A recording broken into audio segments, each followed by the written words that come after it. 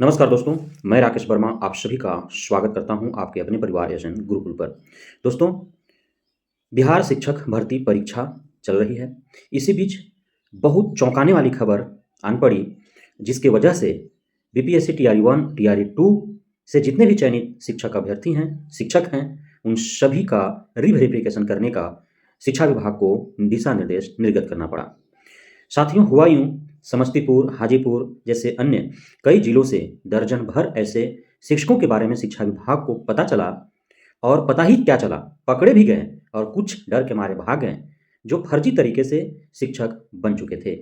BPSC आयोग के द्वारा इतनी सख्ती बरतने के बाद भी, शिक्षा विभाग के द्वारा इतनी शख्सियत से काउंसलिंग करने के बावजूद भी, फर्जी जो लोग हैं, जो फर्जीवाड़े तरीके से किसी भी सरकारी नौकरी को पाने का मनसा रखते हैं, वैसे पास ही हो गए, वैसे उन लोगों का पार लग गया और वे शिक्षक के रूप में पढ़ा भी रहे थे। लेकिन चोर एक न एक दिन तो पकड़ा ही जाता है। कहावत भी है, 100 दिन का चोर एक दिन पकड़ा ही जाता है, और पकड़े भी गए।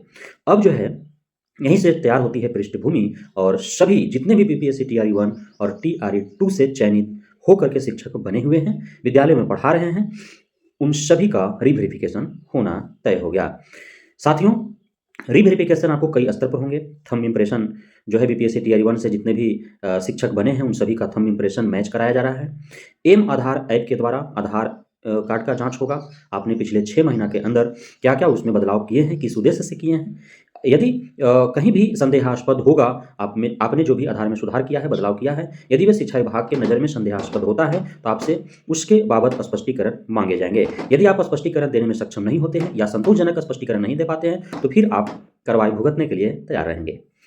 वहीं क्यूआर स्कैनर से भी स्कैन कर और आधार को जांच किया जाएगा। साथ ही आपका एडमिट कार्ड, आपके औपबंधिक नियुक्ति प्रमाण पत्र, आपके योगदान पत्र, आपके और जितने भी शिक्षक बनने की प्रक्रिया में जो कागजात आपको मिला है या दिए हैं, उन सभी का जांच प्रॉपर वे में होगी। तो दोस्तों, अब आप सभी चिंतित हैं कि जो आधार कार्ड एम आधार ऐप के द्वारा चेक होगा या क्यूआर स्कैनर के द्वारा जो जांच होनी है, जिसको रीवेरिफिकेशन के तौर पर देखा जा रहा है, तो आखिर उसमें आधार में कौन-कौन से सुधार या बदलाव होने के बाद जो है शिक्षा विभाग एक्शन लेगी, कार्रवाइयाँ करेगी। तो यदि आपका सुधार जेन्युइन है, यदि आपने उस सुधार के द्वारा यदि आपने गलत उसका इस्तेमाल नहीं किया है, मिसयूज़ नहीं किया है, तो फिर आपको किसी प्रकार की कोई चिंता करने की आवश्यकता ही नहीं है। अब उसमें दिक्कत किनको होने वाली है? अब कई तरह के चेंजेज़ होते हैं, जैसे आधार में आपका नाम होता है, आपका डेट ऑफ बर्थ होता है, आपका पिता या पति का नाम होता है, आपका फ़ोटो उसमें होता है, आपका एड्रेस होता है, मोबाइल नंबर लिंक होता है, ईमेल आईडी उससे लिंक होता है। अब इन्हीं में बदलाव आप कर सकते हैं, और क्या कर सकते हैं? आधार नंबर तो बदलाव होने का चीज़ ही नहीं है। आधार नंबर तो आप एक बार बनवा लिए तो हो गया तो हो गया। आधार नंबर वही रहेंगे, चाहे उसमें जो भी बदलाव कर लें, और उसमें भी एक लिमिटेशन है कि आप कितने बार अपना नाम बदल सकते हैं, कितने बार एड्रेस चेंज कर सकते हैं, और कितने बार डेट ऑफ बर्थ चेंज कर सकते हैं। इसमें भी लिमिटेशन है। ऐसा नहीं कि आप जीवन भर आप जब ज़रूरत पड़े, जैसे ज़रूरत पड़े आप बदलाव कर ही लेंगे, ऐसा तो है नहीं। तो अब आपने किस उद्देश्य से बदलाव किया है, और उसका क्या, जो आपने सुधार या बदलाव किए हैं, क्या उसका मकसद बीपीएससी तैयारी में मिसयूज़ था? क्या आपने उस सुधार या बदलाव के द्वारा जो है आपने गलत उपयोग करके और आप गलत तरीके से क्या बीपीएससी तैयारी में शिक्षक बने? यदि ऐसा है, तो आपको बिल्कुल ही घबराने की आवश्यकता है, आपको डरने की आवश्यकता है, आपको चिंता करने की आवश्यकता है कि आखिर आपने किया ही ऐसा क्यों? कि अब जो है, यदि आप पकड़े जाते हैं, तो आपका नौकरी पर आफ़त आन पड़ेगी। अब है कि जो सुधार हमने बोला कि जेन्युइन किया है, जैसे नाम, तो नाम में अब क्या होता है, मैंने पहले भी आपको चर्चा किया है, जैसे राजकुमार है, राम पुकार है, तो होता क्या है कि आपका मैट्रिक, ग्रेजुएशन या जो भी शैक्षणिक प्रशैक्षणिक कागजात हैं, उस पे अब राजकुमार, तो राज अलग है, कुमार अलग है। अब आधार कार्ड पर चूँकि उसमें टाइपिंग किया करना होता है, आपने बनवाया, अब राजकुमार एक में था, तो अब उसमें स्पेस देना है, तो दे सकते हैं, कोई दिक्कत नहीं है। अब लड़का है और कुमार की जगह पर कुमारी हो गया, या और कोई लेटर इधर-उधर हो जाता है ना? तो ये सब जो है, यदि ऐसा सुधार हुआ है, आंशिक रूप से सुधार हुआ है, तो उसमें कोई प्रॉब्लम नहीं है। फ़ोटो आपका बहुत दिनों से था, आधार कार्ड बनवाए थे, तो उसी टाइम का फ़ोटो था, और आपने सोचा कि फ़ोटो जो है अपडेट करवा लेते हैं, तो फ़ोटो आपने अपडेट करवा लिया। क्या समस्या है? कोई दिक्कत नहीं है, कोई दिक्कत नहीं है। नाम और फ़ोटो को ही देखा जा रहा है ना, तो यदि आप ही का फ़ोटो था और आप ही का है, तो कोई दिक्कत नहीं है। आप ही का नाम था, आप ही का नाम है, तो कोई दिक्कत नहीं है। आंशिक रूप से बदलाव हुए हैं, कोई प्रॉब्लम नहीं है। डेट ऑफ बर्थ अब जो आपका शैक्षणिक प्रशैक्षणिक जो कागज़ात पर हैं, वैसा नहीं था, अंतर था, उसमें आपने सुधार किया, कोई दिक्कत नहीं है। कोई दिक्कत है? कुछ नहीं। यदि आपने पिता का या पति का नाम में किसी तरह से मिसप्रिंट था, आपने उसे सुधार किया, क्या दिक्कत है? कोई दिक्कत नहीं है। एड्रेस को लेकर के एड्रेस में भी सुधार किए हैं, जैसे किसी का गाँव, पोस्ट, थाना, जिला, पिन कोड वगैरह गलत है और उसमें आप सुधार किए हैं, तो कोई दिक्कत नहीं है। लेकिन पूरा एड्रेस बदल दिए, तो भी कोई दिक्कत नहीं है। कब? जब मान लीजिए आपका दिल्ली का एड्रेस था, हरियाणा का था, पंजाब का था, यूपी का था, झारखंड था, बंगाल था या किसी अन्य राज्य के था और आप एड्रेस को चेंज करके बिहार का कर लिए।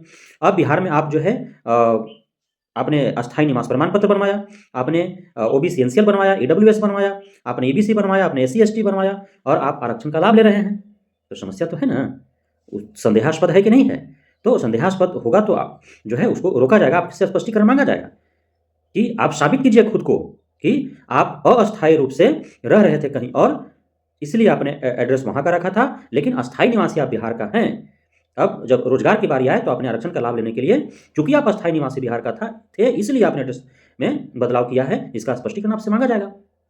देने में आप सक्षम है तो सही है, नहीं देने में सक्षम होंगे तो समस्या तो उत्पन्न होगी ही ना, होगी। मोबाइल नंबर और ईमेल आईडी से कोई विशेष फर्क नहीं पड़ता है, वो कभी भी आप अपडेट करवा सकते हैं, कोई भी मोबाइल नंबर और कोई भी ईमेल आईडी। वो मोबाइल नंबर ईमेल आईडी तो बदलते रहते हैं, तो उससे कोई प्रॉब्लम है नहीं।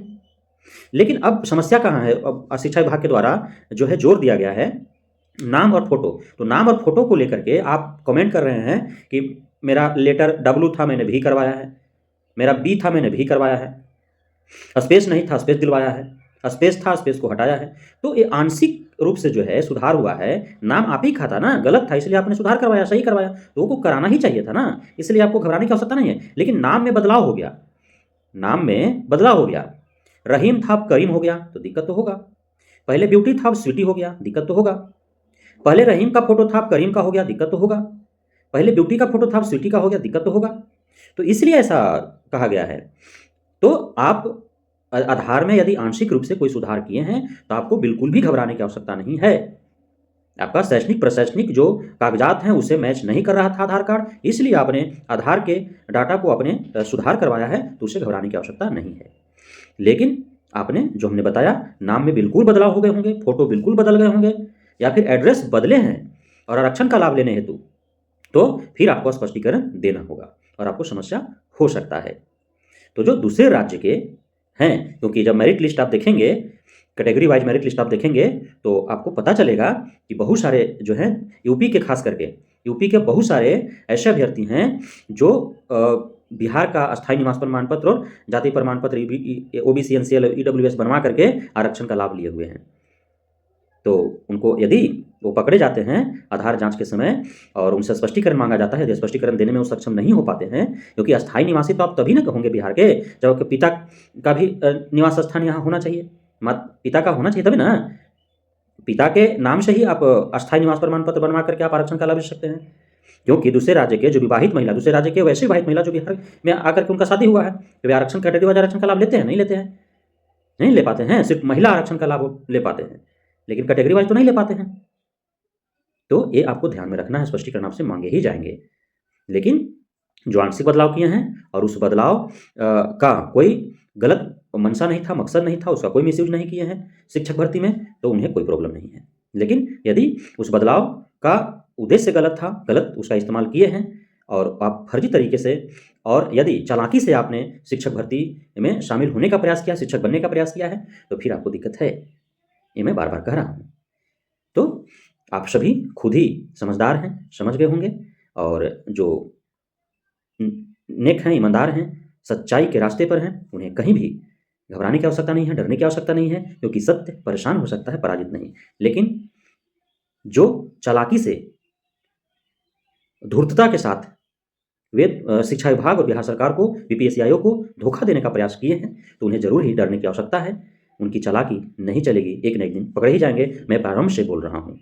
और आज देखिए, इसके बाद भी कोई और भी टेक्निक अपनाए जाएंगे, हथकंडे अपनाए जाएंगे शिक्षा विभाग के द्वारा, क्योंकि 100% पारदर्शिता के साथ शिक्षकों की बहाली होगी बिहार में। अब जो धब्बे लगे थे वो धुलेंगे, और आप जो भी फर्जी हैं या फिर फर्जी तरीके से आपने आरक्षण का लाभ लेकर के बिहारियों के हक और अधिकार का आपने हनन किया है, तो आप वैसे दूसरे राज्यों के अभ्यर्थी अब बचेंगे नहीं, एक न एक दिन पकड़े जाएंगे।